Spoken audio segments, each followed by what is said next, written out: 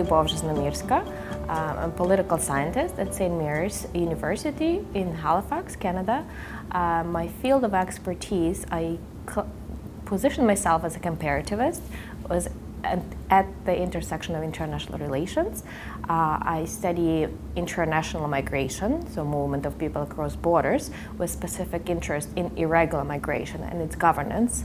And I'm also interested in regulation of international migration, or more specifically how irregular migration and some of the late years push against unwanted population, how it affects interstate relations. And that interest comes from looking at the European Union and what it did as part of the enlargement to the east and before 2004, and the policies that produced external effects on the neighboring countries at that period. I also study return migration in the European Union. I am interested in foreign policy of the European Union. It's a global actorness, but again, it was an area of interest in Eastern Europe, Ukraine and Russia as my two countries. So I position myself at the intersection of post-Soviet studies and European Union studies and the politics of migration, belonging, and citizenship. So I always envisioned myself as a comparativist when I was doing my studies in political science, and my path was all in political science.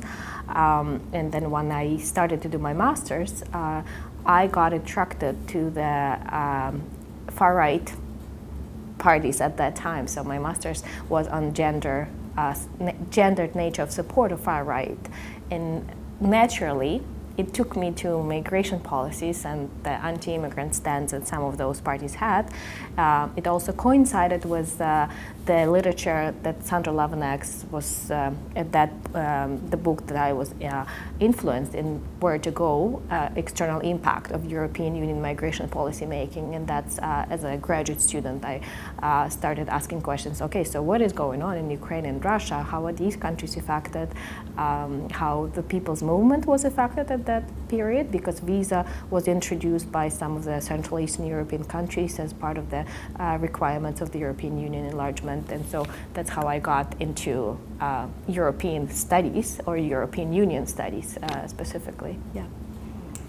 Well, in some respect, I was like a blind kitten to a certain extent, because I was not strategic about it. I was driven by curiosity and acquiring of knowledge and presenting at the conferences. So I actively engaged in participating in conferences.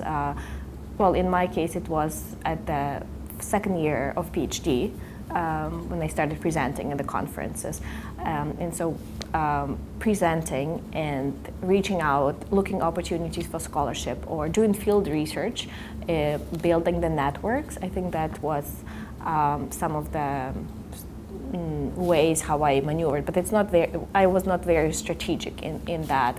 I was driven by getting to know more scholars, looking at other people, trying to catch the opportunity. So I was always on lookout for opportunities to learn and grow, and as a result that and present my work as well. But when you collect your data, you still think, oh, I cannot yet do it. So you kind of take it steps in what you can present and how you build networks. So for example, in 2008, I went to a summer school by Odysseus at the Free University of Brussels, which turned into quite an institutionalized school, because it's held annually and it attracts students and scholars from all over the world, not just European students who are seeking summer schools experiences. And I think that was also eye-opening, because the European studies for me started in Canada,